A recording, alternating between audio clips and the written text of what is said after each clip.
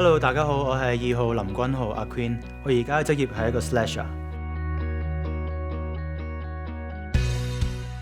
唱歌對我嚟講啦，係即係對於自己嘅身體嘅認識啦，去了解自己唱歌用緊身體邊一部分嘅肌肉啊，或者係一個好B 型嘅狀態嚟嘅。我記得我爸爸咧成日都播歌嘅，咁其實佢買咗好多隻碟嘅，但係我最有印象咧就係張敬軒嗰隻 My First Collection 嘅，例如孤單公園啦，例如My Way 啦，其實全部都係啲好R&B 嘅歌嚟。R&B 俾我嗰個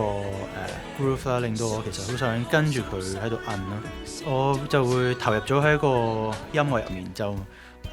rather than 可能啲歌詞或者文字入邊咁樣。我好中意哥哥嘅 stage presence 嘅，佢喺舞台上面嗰種自如自在係我好想學嘅。我已經用咗哥哥嘅歌參加比賽啦，咁就係佢嘅追啦，咁我已經用咗啦，咁所以咧喺決賽嘅時候就未必用啦。我覺得新歌同舊歌就係個分別就係我哋人點樣表達自己嘅方式唔同咗，我哋傾向更加直接咁表達自己，而唔係好含蓄地表達啦。我 prefer 唔用比賽去諗嘅，即係我點樣去預備一個表演俾觀眾睇啦，我會咁樣諗。到時希望我都可以忘記嗰個係一個比賽啦，可以一齊